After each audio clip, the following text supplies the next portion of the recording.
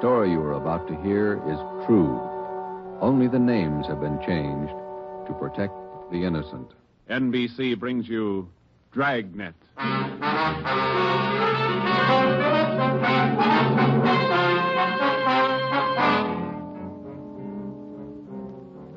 You're a detective sergeant.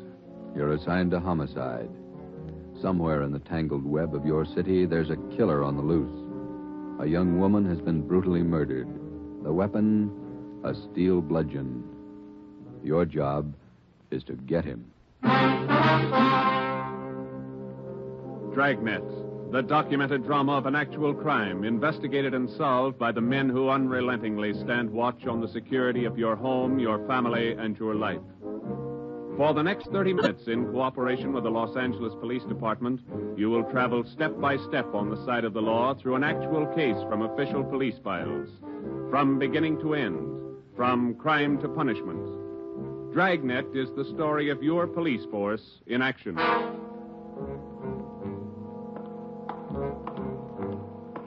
It was Thursday, March 19th. It was foggy in Los Angeles. We were working the night watch out of homicide detail. My partner's Ben Romero. The boss is Ed Backstrand, chief of detectives. My name's Friday. It was 9:14 p.m. when I got to the old Central Jail building, 3rd floor. The crime lab. Hi, Joe. Hi, coming, Lee. Just ran a spectrograph. What'd you find? The paint flake from the victim's head matches that paint on the hunk of pipe. Any prints? The pipe was clean, no latent prints. Well, that figured. Anything else? Got those blood test reports. A couple of slides for you to look at under the comparison mic. Mm-hmm. Thanks, Lee. Oh, hi, Joe. Didn't hear you come in. What's it look like, Ben? Well, here's the blood test reports. This one is blood found on the piece of pipe. Type A. This one's blood from the victim. Type A. They match. That's right, boys. Doesn't mean too much, though. Did you look at these slides under the microscope? No, not yet. Well, this is your clincher. Wait till I get the light. Okay, take a look. Mm-hmm. Got a make? Yeah, go ahead. Well, this slide here on the right, Mm-hmm. that's a slice of hair from the victim's head. On the other slide is hair found on the steel pipe. Yeah? She had wavy hair. Both specimens are flat. Same hair, Joe. You got anything on that piece of pipe, Lee? Nothing. Just ordinary steel pipe, 14 inches long. What else you got? The plaster impressions of those footprints we found by the body. Here they are. Crepe soles? Tennis shoes, new ones, size 9, good impression. Ground was soft. Man about 150 pounds, according to the length of stride, roughly about 5 feet 10 inches tall. Yeah, new shoes, all right. You can still read the manufacturer's label. That's right, made by the Sport King Company. Well, that's something to follow up. Yeah, sure, you could start with the tennis courts. Only about 1,000 or so in L.A. Maybe you'd rather track down the brand. These particular tennis shoes are the biggest sellers in the country. Yeah. Where'd you like to start, Minneapolis or Pullman, Washington? What about that glove? Yeah, you might look for a missing glove. Yeah. They go well with the shoes, just about as common. White cotton work gloves with a blue top. Here's the right glove. You find the left one. Blood on the glove? Type A. Well, that's good evidence, Jones, but where's the lead? Now, look, I don't ask you to pay my parking tickets. You want to see blow-ups? Okay. Right over here. Oh, yeah. This is the vacant lot where they found the body. Yeah, that's right. Here's a close-up of her showing the location of the murder weapon, the glove, and the footprints relative to the position of the body. Looks as bad as yesterday. Sure did work her over, didn't he? The rest of these are morgue shots. Interested? No, I checked them this morning. Once is enough, Lee. Yeah, that winds it, boys. You want to go over the stuff in her purse again? You find anything more? No, nothing you haven't seen already. The usual. Makeup, comb, barrette. That's a hair clip. Mm-hmm. Few cheap stones in it. Loose change, a quarter, nickel, few pennies. Her ID card. Yeah. Helen Corday. 33 Naomi Place. Age 21. 21. That's not very old, is it, Lee? Not to die. No.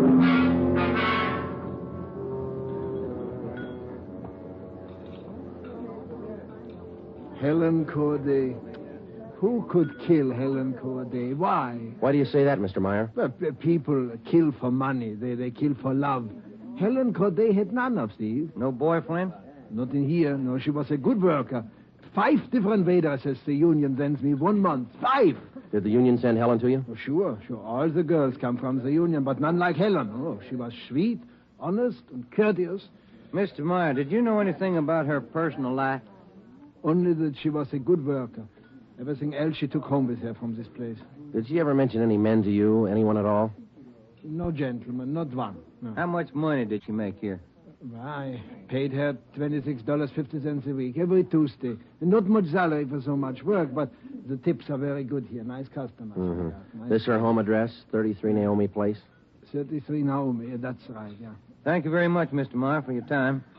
I wonder what kind of a person does things like that. Who could kill Helen Corday? Everybody liked Helen. Helen Corday? I never liked her. Come on in the office, boys, where we can talk. Never liked her because I never knew her. You the head of the union? I'm just a steward, and I know most of the girls. This Corday girl, what's she look like? Small brunette, about 5'3". Here's a picture. Yeah. Pretty girl, wasn't she? Oh, sure. Placed her out at Otto's place. Nice little Dutch fella. Otto Meyer. That's right. He seemed to think quite a lot of her. Yeah, she was a fine worker. Oh, sure. Always right up on her dues. Paid all the assessments right on time. Thought you said you didn't know her. Well, not right off, I didn't, but when you showed me that picture there, placed her right away. You know anything about her personal life? Yeah, wait a minute. Why all these questions? Helen Corday was murdered last night. Oh. Who did it? You know anything about her personal life? Well, you can see my position, Sergeant. 1,200 girls. Check 'em in, check 'em out. Just names to me till I see a picture of 'em. You wouldn't know if she had any boyfriends here in the union. Waiters, busboy? That I wouldn't know. Like I tell you, Sergeant, I never knew Helen Corday.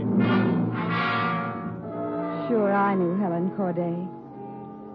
Gus plays a nice piano, huh, Sergeant? Yeah. I read about it in the paper this morning. How long you been selling pianos here at this place? About as long as I knew Helen. 3 years. How'd you find me? Helen's landlady, we talked to her yesterday. She told us you worked here at this piano store. Oh. It's funny, isn't it? What's funny? See Gus over there? That fellow demonstrating the piano? A few weeks ago, I made a deal with him to give Helen piano lessons. I figured it would help her with her singing lessons. Wanted to be a singer, you know. Did Helen know that fellow, Gus? No, she never met him. Who gave her the singing lessons, Miss Olson? She took from Ostrander. Paul Ostrander out on Melrose. A lot of movie people used to take from him.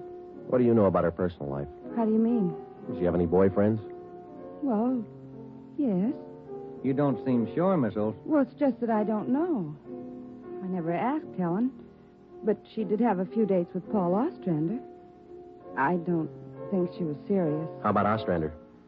Gee, I don't know, Sergeant. I don't want to involve anybody. You want to help us find the killer, don't you? Well, yes, but if you're thinking Paul Ostrander did it, no. I'm sure he didn't kill her.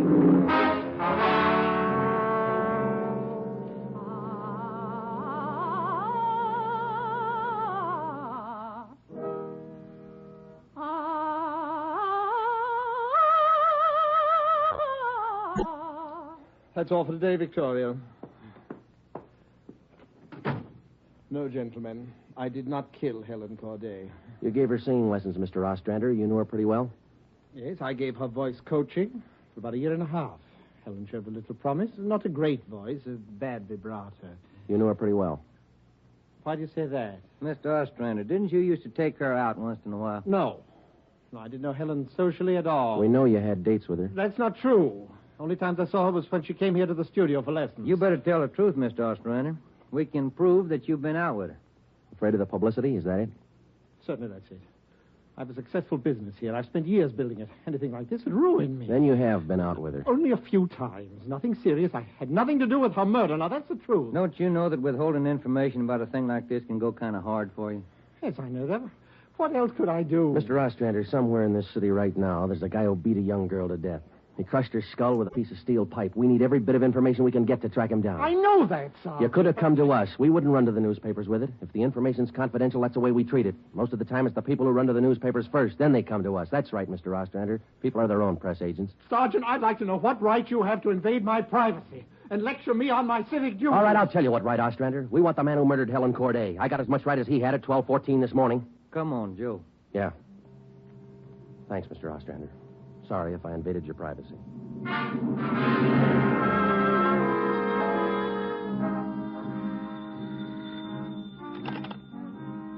Chief of Detectives Office. Helen. No, I'm sorry, ma'am. You got the wrong extension. Try 2511. You're welcome. Hi, Friday, Romero. Chief's been looking for you. Thank you, Mike. Come on, Joe. Yeah. Hello, Joe. Ben, sit down. What'd you get?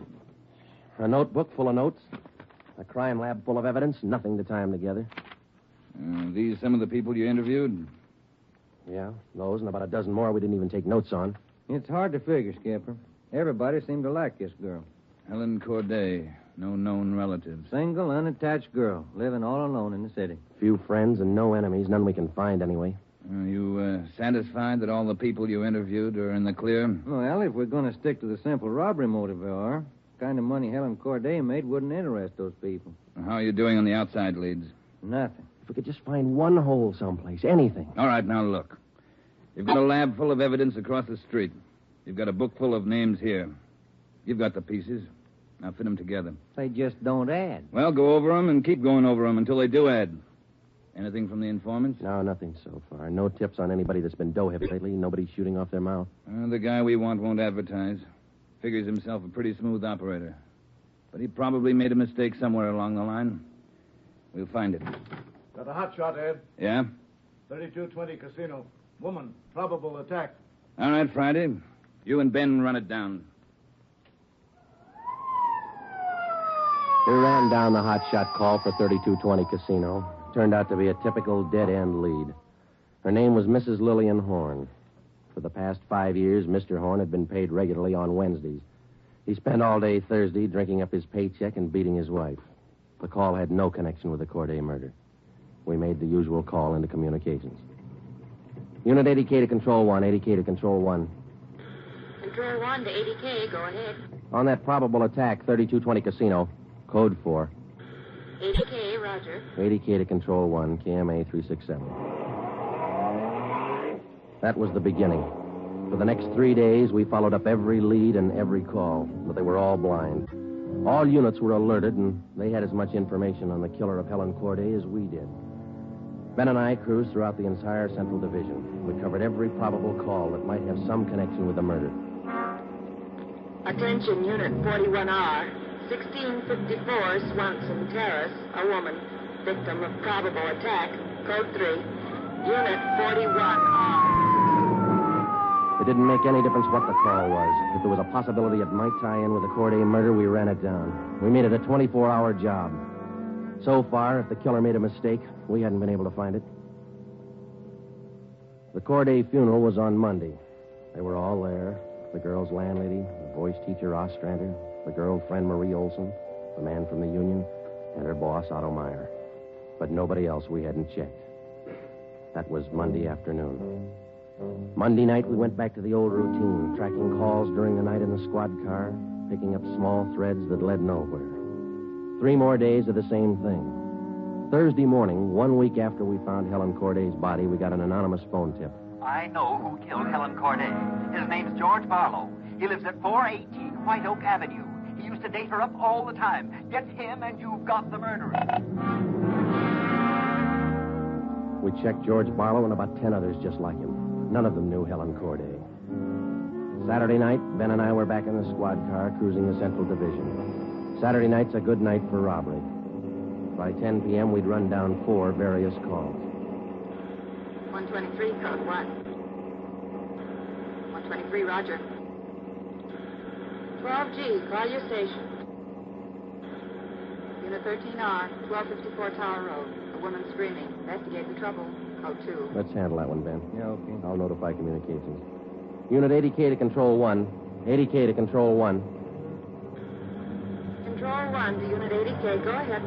On your 1254 Tower Road call, we're in the vicinity. We will handle. 80K, roger. 80K to Control 1, KMA 367. Let's go, Ben. Control 1 to 13R. Disregard your last call. Handled by 80K.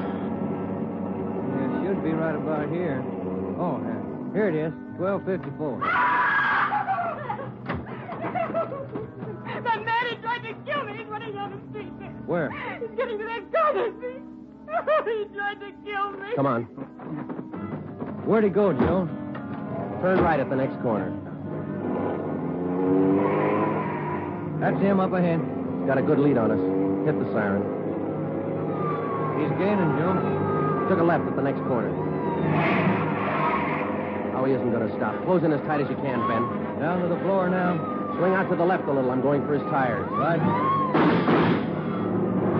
All right, that'll slow him down. Pull up on him. Yeah. All right, you. Keep both hands on that wheel and get over to the curb. Cover me, Joe. Right. Out of that car, mister. Shake him down. Hey, take it easy, will you? I haven't got a gun. Put the cuffs on him. Hey. Well, you boys work fast. What am I doing with the gas chamber? Just save that, mister. It's pretty rough treatment for speeding. All right, come on, you. Look, I got a right to know where you're taking me. What's the charge? We'll let the girl tell you. What girl? You just sit there and be quiet, huh? Oh, I know where you're going. The place back on Tar Road. Well, I asked to use the phone. The girl slammed the door in my face. I don't know what you cops are trying to prove. I just wanted to use the phone, that's all. I even tried to scare her a little. I told her I'd hit her over the head if she didn't let me use the phone. It's a laugh, huh? All right, you get out. Yeah, I suppose so. Get out. Hey. I got nothing to hide. That little girl's gonna lie. You know that, don't you? Who's there? Police officer. It's the man. That's him. He's trying to kill me. His full name's Frank Philip Larson. They had no previous record. This the girl's report? Yeah, that's it, Skipper. Judy Scott. How old is she? He's 19. He's a babysitter. Real tough boy, isn't he?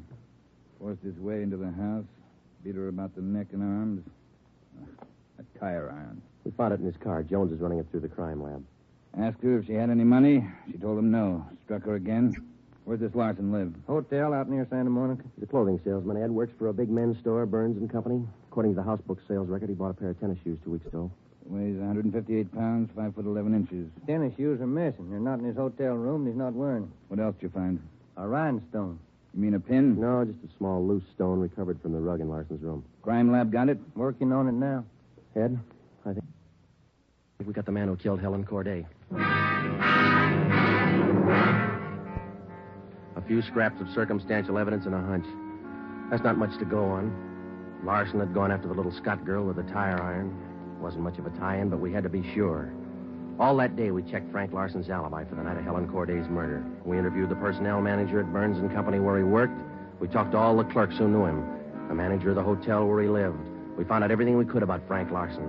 And that night at 10 o'clock, we had the prisoner brought to the interrogation room. How are you, Larson? Fine. Just fine. I like jail. Sit down. Lousy weather, been foggy all over town. I wouldn't know. I've been inside all day. How old are you, Larson? 31, same as the last time you asked me. Where'd you go to school? I didn't. I was born smart. You sell clothes, don't you, Larson? We know you work for Burns and Company. Remember, you told us. What is all this? What are you guys trying to build? Just want to know if you like selling clothes. That's all. What do you coppers know about clothes? One blue serge a year is your speed. You know quite a bit about clothes, don't you? I've been selling them for 5 years. Can you tell me something I've been wondering about? What's that? Are your socks and tie always supposed to match? That's what the style books say. Bet you always know the right things to wear, don't you? You wouldn't wear black shoes with a brown suit, would you? Is that what you're keeping me here for? Style, isn't it? Oh, would you? Would you wear black shoes with a brown suit? Most people wouldn't. Bet you wouldn't wear brown shoes with a tuxedo either. I've been smoking too much. You got a glass of water? Oh, yeah, sure.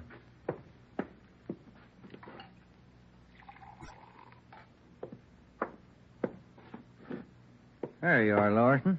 Thanks. That's good and cold. How about it? Would you ever wear brown shoes with a tux? Nobody would. That's a navy blue flannel you got on there, isn't it? Yeah. It's a good-looking suit. Stop around sometime. Get you a good deal. Suit like that flannel there you're wearing.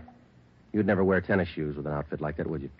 What do you think? I think you did. I think you wore them the night you killed Helen Corday. Who? Maybe you didn't have the blue suit on, but you were wearing tennis shoes, Sport King, size 9. Sell for $5.95. You picked them up at a discount. Cost you $3.25.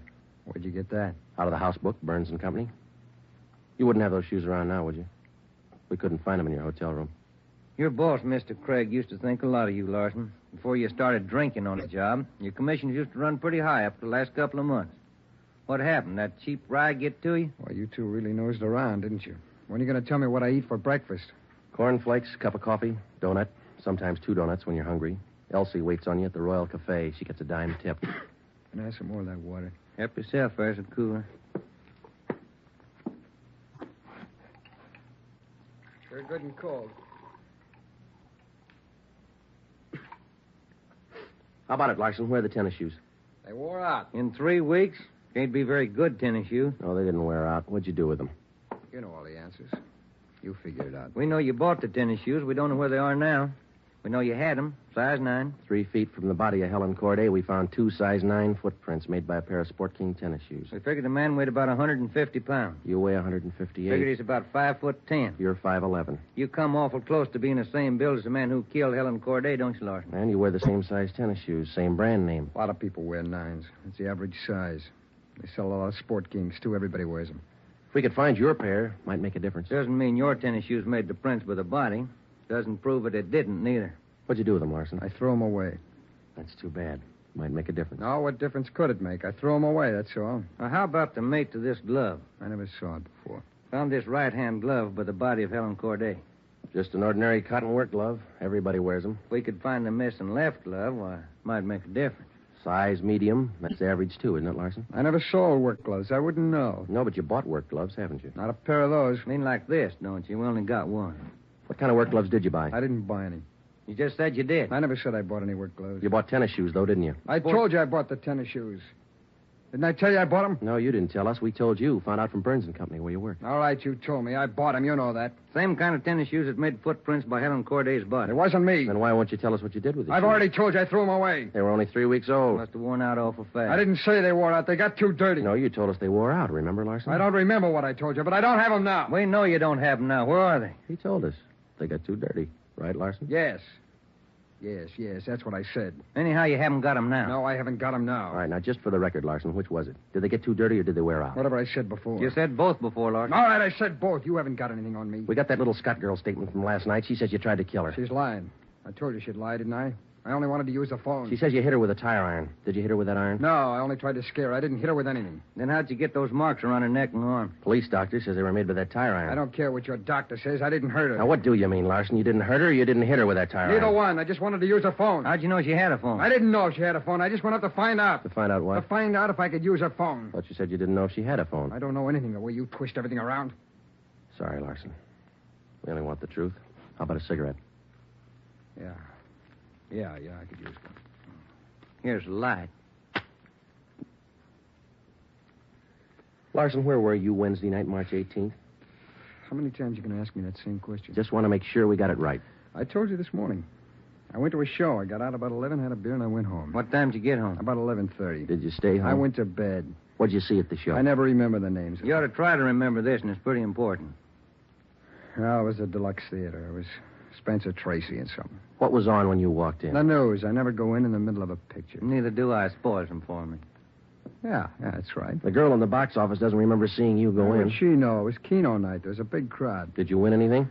I never do. Anybody hit the jackpot? I don't remember. They give away a lot of money at those neighborhood theaters. I always remember who hits the jackpot. Well, all right, you do. I don't. Do you remember if anybody won the jackpot? I told you, no. Did they have a jackpot at that show? I guess they do. I don't know. You knew it was Keno night. You should know if they had a jackpot. Maybe they had a jackpot. I don't know. I went out for a smoke.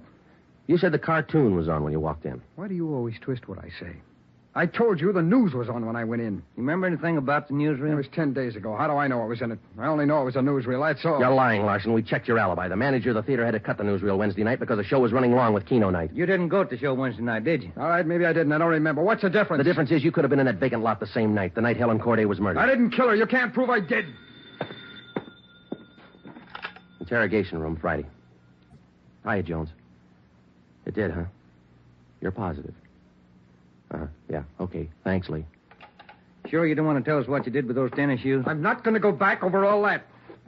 I've told you guys all I'm going to tell you. You know how the Corday girl was murdered? How would I know? I don't know anything about it. She was on her way home from work, as usual, about midnight. Of course, you were home in bed about that time. But you didn't go to the show that night, Larson. On her way home, Helen Corday always took a shortcut across a vacant lot.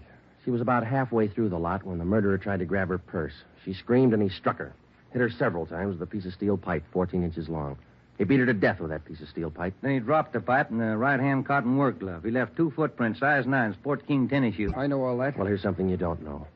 When the killer scooped the paper money out of that girl's purse, he accidentally took along a loose rhinestone. A stone that fell out of a cheap barrette in the bottom of her bag. He carried that stone home with him. When he reached in his pocket to pull out the money he stole from her, the rhinestone fell on the floor. So? We found that rhinestone on the rug in your hotel room. Well, I haven't lived in that hotel room all my life. Maybe the tenant before me dropped it there. No, not this one. We checked the cement that held it in that barrette. It matches the glue on the stone. No, Larson, that rhinestone came from the hair clip that Helen Corday wore before she was murdered. And that's enough to take you to the district attorney with. What am I supposed to say? We want you to tell us the truth. Why did you kill Helen Corday? Yeah. You want the sandwiches and coffee now, Sergeant? Bring them in, Mike. Looks like we're going to be here a long time. Yeah, I brought you ham, cheese, and liverwurst. And some fruit. Coffee's black. Cream and sugar on the side. Thank you, Mike. It looks good. What kinds you want, Larson? Ham, cheese, or liverwurst? Oh, you're not hungry? Okay. Sandwich, Joe? No, thanks. I think I'll have an apple, huh? Yeah. Okay. I fixed you a plate there, Larson. Coffee's right here. It's a fine apple. Nice and fresh. This a Washington apple? I don't know. Is that coffee hot enough? No, it's fine. Where'd Mike pick these up? Well, across the street. Eddie's? No, Oh, it tastes good. Well, drink your coffee anyway, Larson. It's getting cold. All right! I didn't want to kill her. She screamed and I hit her. All I wanted was her purse. That's all I wanted. She wouldn't give to me. She had to fight back, so I hit her. I didn't want to kill her. All she had to do was give me the purse, and I wouldn't have hurt her. I was drinking, and I didn't know what I was doing. I was drunk. I didn't mean to kill her. I didn't mean to kill her. Mike. Yeah, Joe? Stay with him. We'll call the stenographer.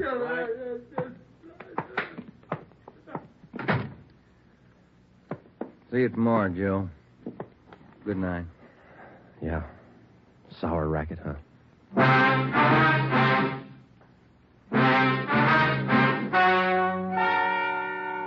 The story you have just heard is true. Only the names were changed to protect the innocent. Frank Philip Larson was tried and convicted of murder in the first degree. He was executed in the lethal gas chamber at the state penitentiary.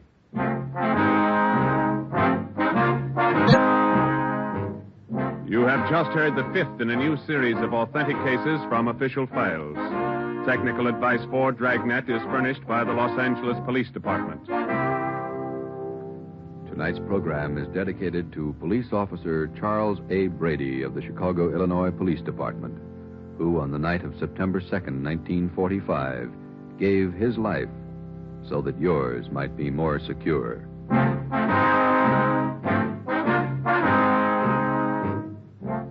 Dragnet came to you from Los Angeles. This is NBC, the national broadcasting company.